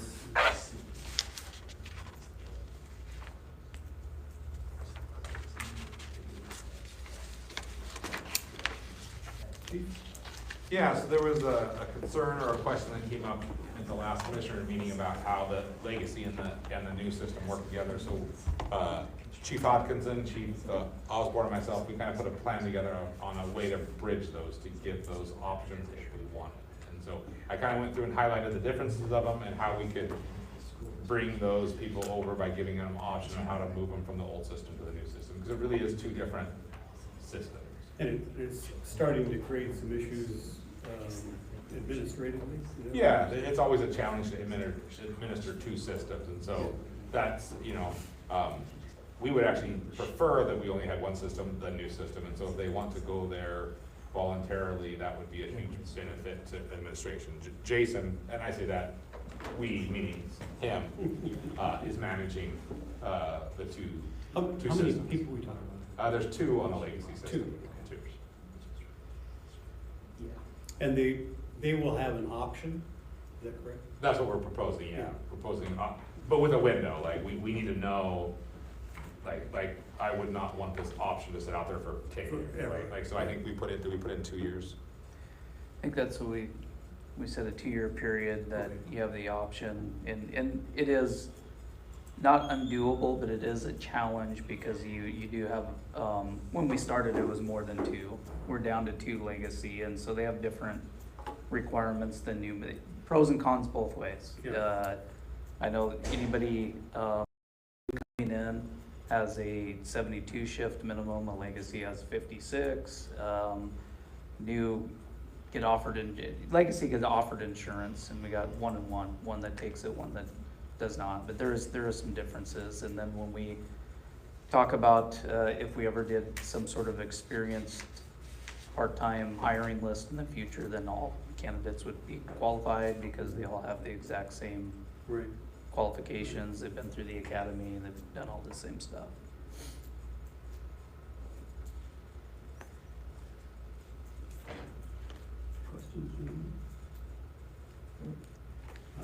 Questions? I've had an opportunity to read through this a couple of times, and it seems reasonable.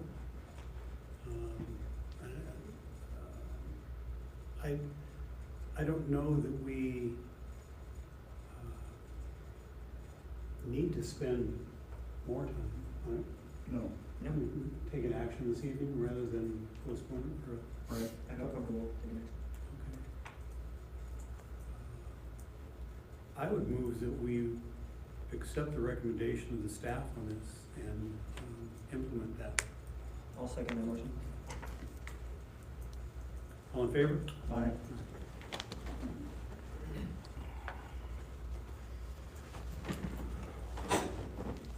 And we have an agreement, ILA with Snow 911 that we need to, and I guess we're one of the last of the Mohicans to get this taken care of. And they're basically waiting for a few fire districts, and we're one of them, to get this new, Just a little cleanup language in the ILA. yeah. Yeah. Is that specific to us or just in general for all the LAs? Yep. Okay. It came out of the police side, but it's kind of some language about how delegates are, it wouldn't affect us or any fire district, really. There was an issue of, yeah, anyway. But the ILA has to be ratified by 100% of all the signatories to change. Hmm. And that's honestly why we're the last, because it was not a high priority. We were waiting for interest rates to Yeah, drop. exactly. So do we have a motion to approve that? I'll move that we approve the ILA. I'll second that motion. All in favor? Aye. Aye. Okay. Scrolling through the 127 pages or Yeah. whatever for this thing. See, that's why I like paper. You could just flip to wherever you need to be, but no, you gotta scroll.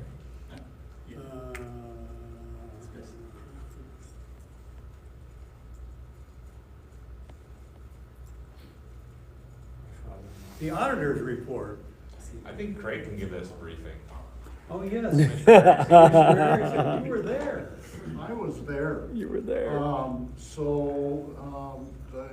The auditors were really happy with everything they saw. The only question they had was on some shift swapping, and we gave them basically our copy of how the shift swaps take place and our records, and they were happy with the information that we gave them. But.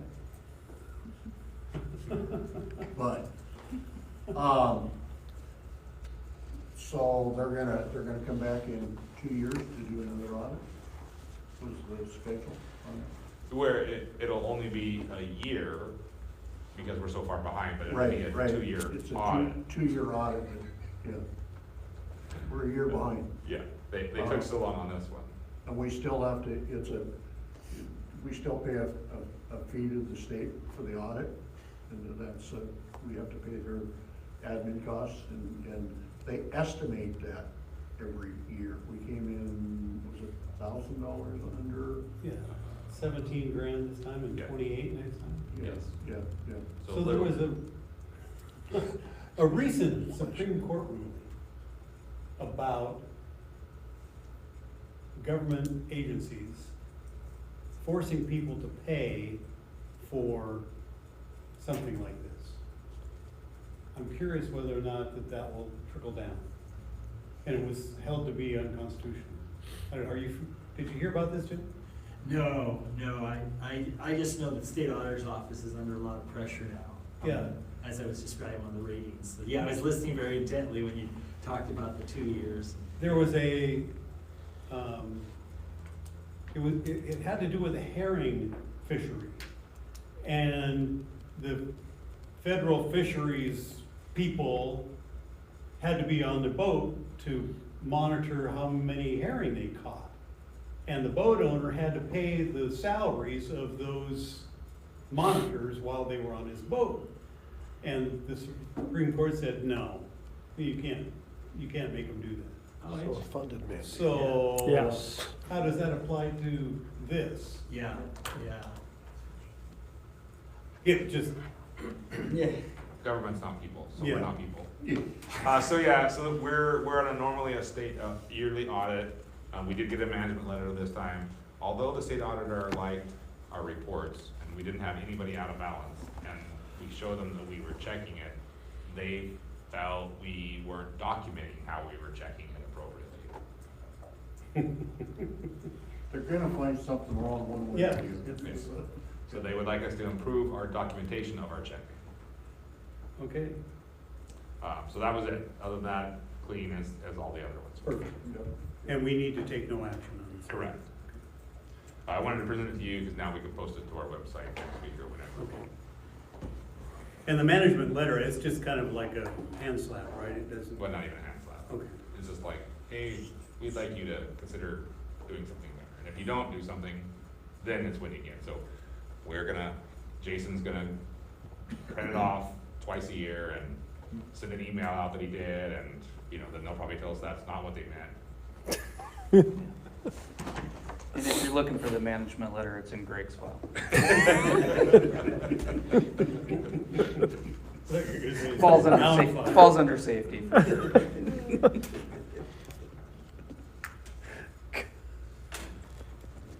Okay, I mentioned earlier about looking forward and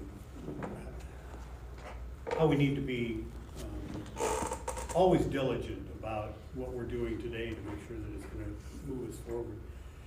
And Chief has put together an operational strategic plan that I think is very well done. It covers a lot of what we do, what we should be doing, and what we hope to do. And have you guys had a chance to look at much of it? I reviewed it at a high level, yeah. No, it Yeah, looks- I can give it another read, but I read it. Yeah, I think it's very well done. I would like to have an opportunity in the next 30 days or so, to really get my teeth into and make sure. I loved your analogy of the horses all pulling together, because it's so true that in an organization, everybody's gotta be working together, moving it forward, because if there's somebody that's not pulling together, your cart's gonna go in circles. So, it's a great analogy, and I appreciate the work you put in. Do you have anything that you wanted to add? I would just say, a capital plan like we just went through is pretty common. We're gonna go to a strategic budget next, like Jim talked about, again, pretty common. I think this is the more uncommon thing that I've seen, but I think it's important because it's what you expect that we do, it's what the public expects we do, it's what the employees expect we do, and it takes those other documents that are a little more, the strategic plan, the capital plan, the strategic budget, that are kind of fuzzy to most people, and puts it more in something that they can touch and feel, and I think it's probably a better tool for the employee group than the other things. Yeah. And the other things might be a better tool for the public. Great. Any questions, comments? No, I was gonna say, comment that getting this information to the employee group is, it's something that we have to do, because we have to, maintain the relationship with the employee group and make sure that they understand why we're doing the things that we're doing and what our timing is on those things, so that they can be part of that team of horses all pulling in the same direction. So, yeah, it is really important.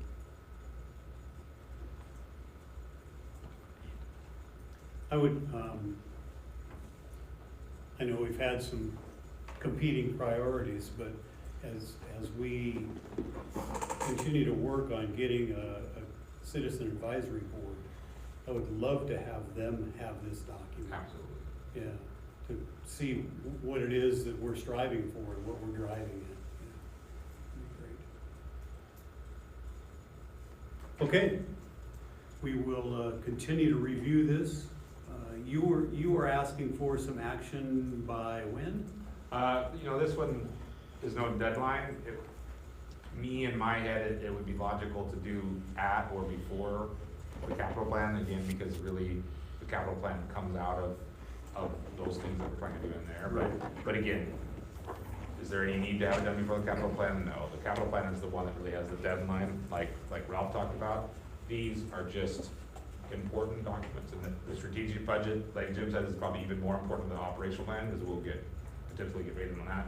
So if you look at the three, the operational plan is probably the most nice to have and the least critical. But again, I think, like I said, it's really what goes to the employee groups, and if we can do it at the same time, then when the employee group sees that we're spending budget money on this thing or that thing, it's nice to have that other document to say, yeah, but look what we're doing that's in the budget. It's just, right, because all the stuff in the strategic operational plan isn't really clearly defined in the strategic budget, Yeah. but the facilities are, right? And so there tends to be this feeling of, hey, you're not doing all the things that we feel are important, you're doing what you feel important, and that, what I view that strategic operational plan is that bridge to help say, no, we all are working towards the same thing. You have to read all these documents together to see where we're getting to. If you just look at the budget, it might seem like we're going this way, and if you look at the capital plan, it might seem like we're going this way, but really we're going this way. Yeah, it reminds me of a scenario, and I can't remember, I think it was back in the GTE days, General Telephone, and you may not have even been born yet. No, my grandpa likes to do camera phones. But they had a productivity issue, because, Sally was over here working on her widget, and Bobby was working on his widget, and they didn't have a good idea of how their work contributed to the whole process. Correct. And they, maybe over 3 or 4 years, they started doing employee groups that talk to each other and say, well, what do you guys do? What do you do? How does that all work together? And it steamrolled, and it turned GTE around. And like, I've seen too many organizations have the core values or the mission and the vision, and everybody either thinks it's something different, or nobody really knows what it means, and it's these documents, when you put those with these documents, it really, to me, focuses of what we're trying to get out, and everybody sees things a different way, and it allows them to kind of put the big picture together. Yeah, and see how their piece works. Correct. How it fits and how it's critical. You gotta have every little thing every horse pulling together. That's good stuff. Thank you. Our strategic budget is, we started discussion about this at our retreat in Arizona, which, man, seems like a long time ago. Years ago. But we got a lot done down there. And at the time, and when we returned from that, the chief and I had a conversation about we've got to get something on paper that helps not only us, but the public be able to look and see where is our money going, and in 5 years, what's our money going to be doing, and so this is a very important piece, and I'm anxious to see the impact. Well, back up a little bit. The commission made a commitment to make hiring a priority, so I'm kind of anxious to see the impact that has, and what changes that has made in that budget as we look, take a look at it and see, if we didn't do that, Jim was saying maybe we wouldn't have to borrow so much money, but then we wouldn't have as many people, so our level of service is not as high, so it's, yeah, so, thank you. Can you fill us in, please? Yeah, so we've been working on this for a few years. Started off with a pretty simple one, was able to get a more developed one that, as Jim talked about, is a descendant of the old Cushman model. And so we've been using it, but we haven't adopted it for the last couple of years. And so what is the purpose of a strategic budget? How do we allocate our resources? How do we allocate our resources over time to make sure that we're getting the most efficient use, that we're not doing projects that compete against each other, or that only get half done because we didn't have enough resources to finish a project. So it allows you to look and say, are our core values and our strategic goals, are they being met over time? Are we getting a return on our investment? We have better outcomes with a strategic budget, but again, we devote enough resources to get the best, most efficient product out of that initiative. Make sure it's functioning and we're getting a return on investment. We're not getting half starts and stops, sputters and spurts. Improve financial planning. As you look forward, as we talked about, it starts to tell us, do we need a levy lid? When do we need to do a levy lid? How do we want to do that? What's the important markers? How are we going to set up our levy lid list? How are we going to use our debt financing? How are we going to use all these things to make all these strategic goals happen in a long-term financial health of the district? And that we're preparing for the future so that 30 years from now, when the next chief and board are looking how to replace the stations we poorly built, how are they going to fund it? We need to set them up for success for them. It also happens as community engagement. Again, typically what we've done is we've done a budget meeting in October and another one in November for you to adopt it, and we're talking about next year, and we're talking about all these really fine line item details. This allows us to have a 6-year rolling budget, talk about at the same time. The community can see where we're going, where we're headed. They can give you input about what they want, what they don't want, where they expect us to be going. Again, improve transparency and accountability, not only just to the public, which is a great thing like we talked about before, but again, like we talked about, to the employee group, to the staff. Why are we doing what we're doing? How are we doing it? Are we meeting our goals? Are we, you know, I often said throughout my career that I don't care what your mission and vision is, show me your budget, that'll tell me what your mission and vision is. Doesn't matter what you put on paper, how you spend your money is what your priorities are, what your core values are. So this helps us make sure, are we doing that and are we held accountable to that? And again, increase efficiency, not only in the projects that we fund, but in staff time. If we have an idea of where the board is expecting to go over the next 5 years, if you know what we're doing in the same way, we can make decisions that are much more efficient. We can make sure we're using our time, money, and energy effectively. And again, decision making, not only for the staff, can we make decisions that are based on you, but for you, how are we spending our money, how are we prioritizing? And for an individual employee, like you said, they are making decisions about our organization when they're on that fire truck on a daily basis, right? The more information they have about what our core values are, what we're doing, where we're going, why we're going that way, they're gonna make better decisions. They're gonna have better interactions with the public, which all in turn makes us a healthier, stronger organization. And so that's, to me, the purpose of a strategic budget, and it's a very important and key document. Probably, to me, the biggest strategic document as a chief, but the operations plan is a way to put it into more understanding for more of our employees. So I'm just gonna go over quickly, overview of the document itself. The first page, again, is just a quick overview of the financial health in general.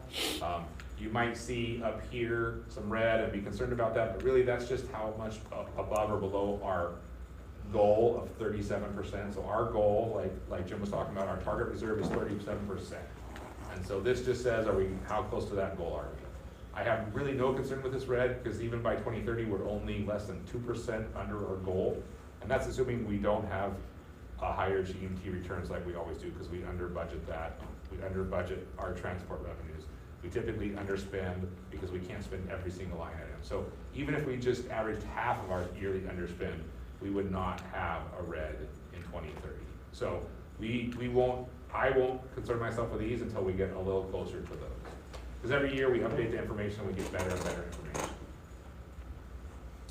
I think that's all that is. Yep.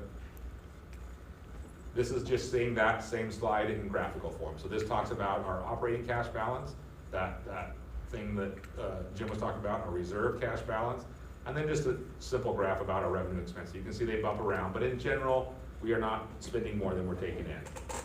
We're normalizing our expense over revenue dips and jumps and sputters. This is probably for you, I would say, if the commissioner, is the most important slide. This is our tax revenue, just our general expense revenue and our EMS levy. So you can see up here, this is our levy certification year, a negative 5.09% decrease in assessed property value. That's what changed this number, which is the basis of our tax revenue, and that's why it was a big hit having it that year. we're predicting, we got the preliminary from the county, they're predicting a 4.3 across the county, so I use that. We don't know what we'll be, we might be 4.1, we might be 4.5, but it's a good placeholder. Then I used 4, being conservative, 5, a little bit more. I threw 8 in there because we've historically hit 8, 10, 12. But for our budgeting purposes, this number, anything at 6 or above does not matter. It wouldn't matter if I put 20 in there because we're capped at that. What it really does is it changes the rate is all. And then I just did 6s. Historically, we've always been, and Snohomish County's always been much higher than the 4. So just putting it out there, we'll get better data as we see how the economy does the next couple of years. We can change those. The key things are the red boxes. That's where I would propose that we do levy lifts. So this would be our EMS levy. It hasn't been raised since 2019. A 2026 levy raise would mean we're going to the election ballot in 25. This would be our general levy fund in 2030, and it means the election in 29. This would continue on our 6-year cycle that we've been doing since 2011. So those are kind of key points. If we don't do those, these numbers change in it, and obviously we're not out by 2030, but that could have a big impact on our capital funding plan and our staffing plan if we don't do those. I will throw out there, I've been working in our all commissioners meetings, championing that we should, all districts around us should do our EMS levies at the same time. I've talked to Surfer in South County, and there's a potential Surfer might do 25, and South County might do 27. Obviously, if you're gonna ask me, I would jump on the Surfer bandwagon and do it a year early, not jump on the South County bandwagon and do it a year late. 1, it's better for us funding wise, and 2, if you skip the 25, South County might just decide not to do 27, and then you miss the boat. And so that would be the only change to this, is if we want to combine forces and help use synergy to market our EMS levy. Is there any benefit in running a spreadsheet like this that shows the loss of that revenue? Oh, absolutely. And so like, if I haven't done it as a PowerPoint, but the goal is when we did these at a retreat, you know, we do the October, I would actually have the spreadsheet up and you could have that question and I would just do it and you would see it propagate through all the sheet. We'd go back to the first sheet and see what it did. A little complicated for today. But that's the idea of having these, is that you can ask those questions and I can do them real time and show you the difference. I can move the levy up to 2025 and see what that does. I can change the property value here to -3, and so we can do those things. And that's what I do. I do all those in my head. What if this, how are we gonna deal with that? What if that happened? That's another reason I like doing the loans in increments, because if you ask me, well, what would happen if we had a negative downward? We would probably put off 42, right? But we haven't taken the loan out for 42, so we're okay with that. Yeah. And so that's why they're also set up 3 facility projects, 3 loans, time for each of those projects. So basically we're taking 1 loan out for 41, 1 loan out for 43, 1 loan out for 42, partially paying for each one of those.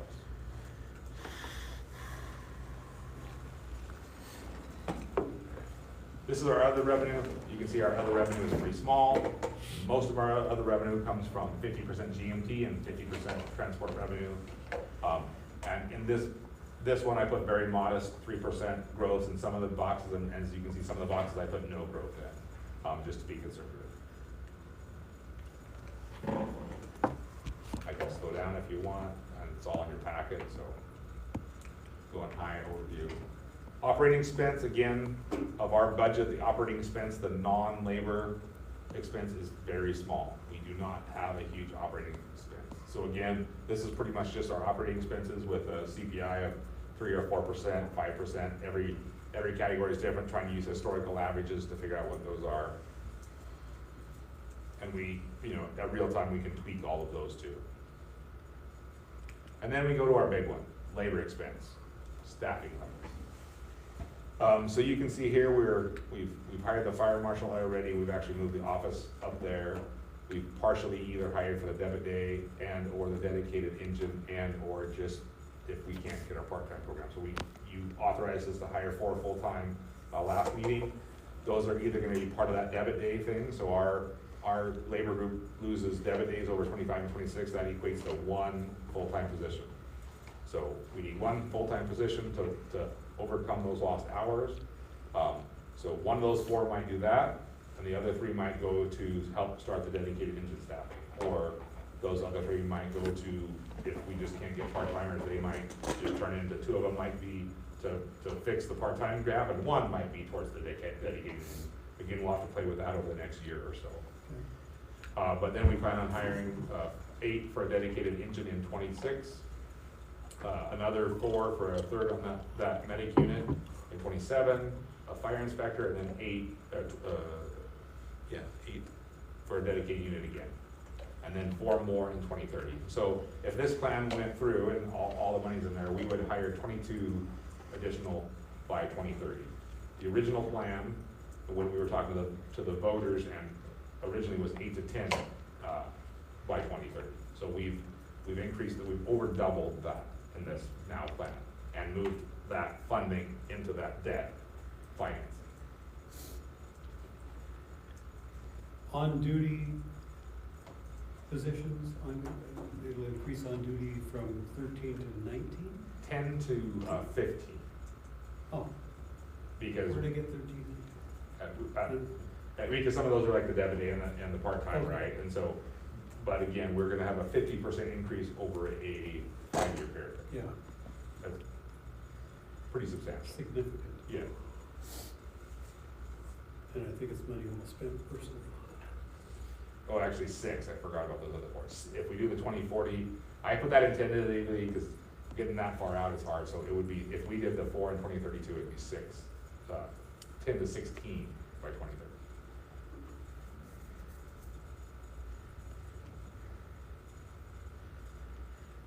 Anything on that?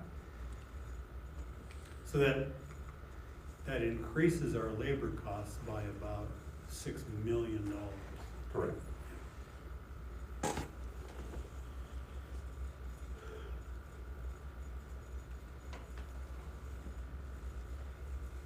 % increase to the on-duty staffing is about a 60% increase to the cost. Our reserves, again, we have a pretty healthy reserves, and I'm pretty proud of that, and it's one of the things that we have done really well. So the top box is just our total reserves, and you can see our cash operating balance, we target at 37%. That's separate than these segregated. They're not truly segregated. They're unrestricted cash funds in the financial world. I call them segregated funds because we do it ourselves. Jumps around, 7 to 14 million over time. But again, pretty healthy for our budget.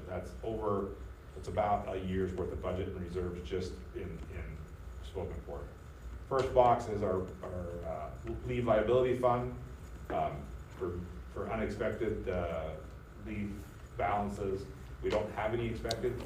We do think we'll have 2 retirements in 25, and so we'll have to look at our budget as we get towards that and say, are we gonna put it in the yearly budget, or does that come out of this budget? Our goal will be to put those into the yearly budgets anytime we can, if we know them ahead of time, and this is really for those ones that we don't know, or that maybe we have such a big one that we don't want to impact the yearly budget. Next is our training center fund. Again, I would call it fairly modestly funded. The whole idea here is that we're gonna get through our facilities in 2030, and then the RLB will become the priorities after 2030. During that time, we'll create a strategic plan, just like we did for the capital facilities and the operations, over the next 2 or 3 years for the RLB too, so that we have a plan of what that's gonna look like as we move forward. I was reading, I think part of your justification for this, looking at improvements that are needed at RLB.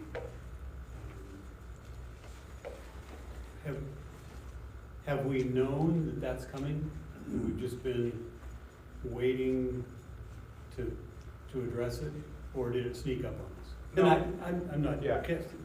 No, we know, like I said, it just felt that the facilities were much more important and the staffing was much more important, and we would get there, but we needed to get through these things to really have the base to know what until we know how many staffing and what we're doing and the things, are we gonna have a ladder, not have a ladder, all those things play into what we should do with the RLB.